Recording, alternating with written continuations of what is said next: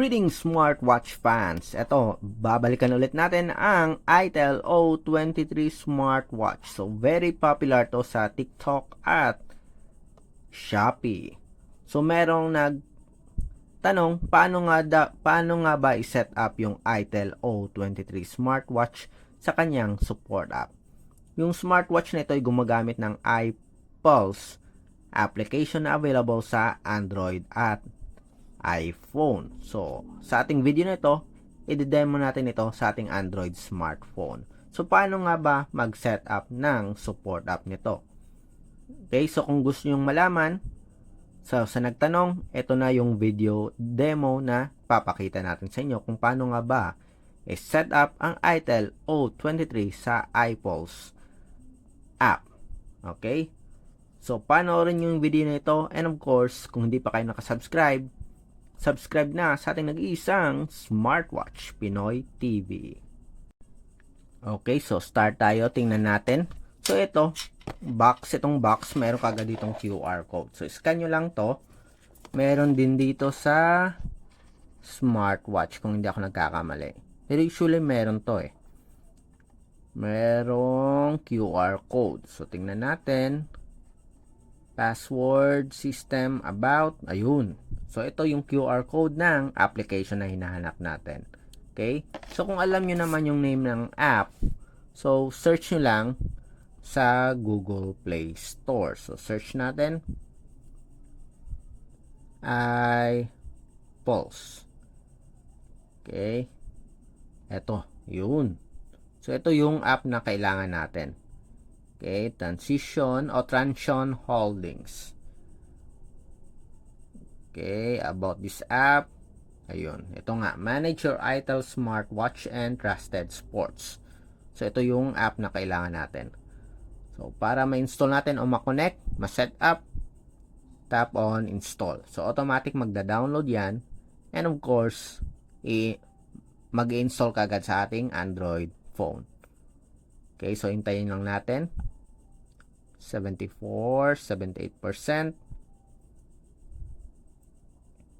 Installing. Okay, tabi lang natin to. Ayan. Yun, tapos na. Okay, so start tayo. Open natin yung app. And iset na natin yung smartwatch. Tingnan natin kung ano nga ba yung mga steps para ma-set or ma-connect natin yung ITEL O23 sa iPulse app o sa kanyang support app. Okay, so after ma-complete yung downloading and installation, open natin yung app. Yun. So, welcome. And agree lang tayo sa user agreement and privacy policy. Okay, next. So, skip na lang natin to.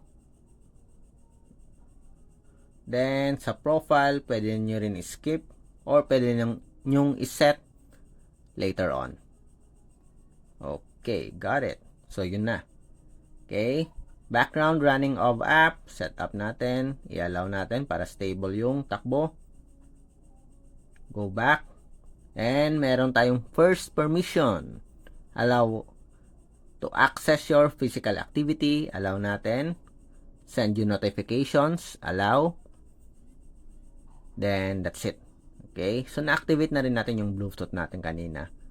So, para tuloy-tuloy. Okay? Tap natin yung smartwatch logo dito. Then, tap natin add.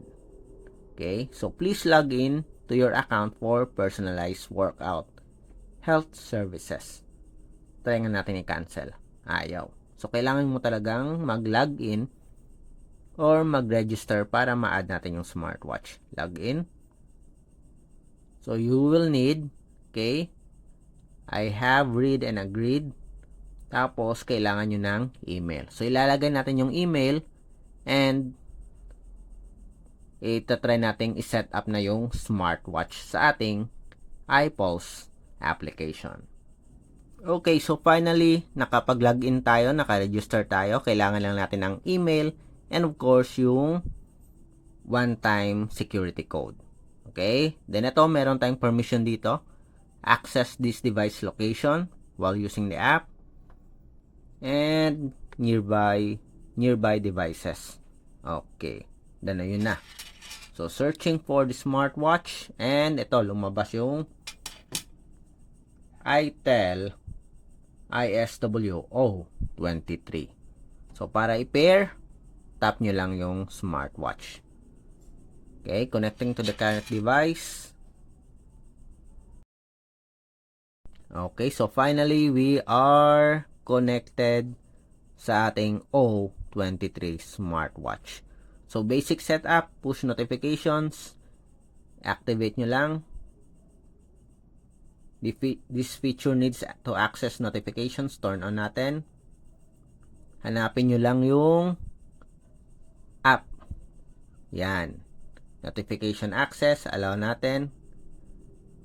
Go back. So, with this, makaka-receive kayo ng notification or smart notification sa inyong smartwatch. Go back. Yun. Bluetooth calling. Sync contact, setup, Bluetooth calling. Okay. So, ito, follow nyo lang to. Then, after that, para mag-sync ng contacts, open nyo lang. Allow rin yung permission. I-add nyo si Sam, for example. Ayan. Import to watch. Okay. Sync completed. Go back. So, tingnan natin. Phone call. Okay, please pair the phone call Bluetooth. So, pair natin. Okay, punta kayo sa Bluetooth section. ITEL ISWO23. Okay, pair nyo lang, turn on. Tingnan na ulit natin. Ayun. So, dial pad, contacts, ayun. Okay, so nandito na yung phone number. Then, go back ulit. So, naseta natin yung Bluetooth call. Search wearable, tingnan natin. Ayun. Okay, working. Call notifications, SMS quick reply, pwede rin kayong mag-set. So, allow nyo lang yung permission. Yan. So, pwede nyong baguhin to. Pauwi na. Save. Okay. Oops. Pauwi.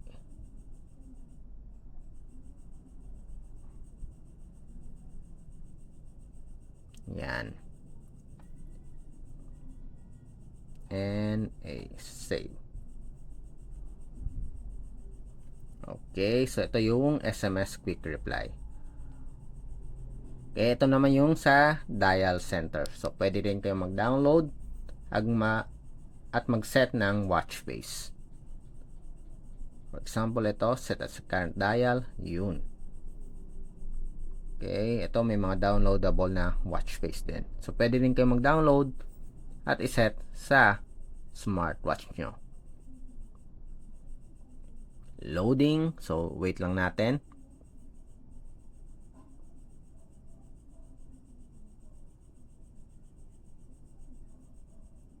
Okay, 62%. 70.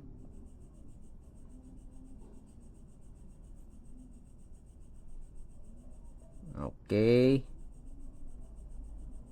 Wait lang natin. Set successfully. Yun. Okay.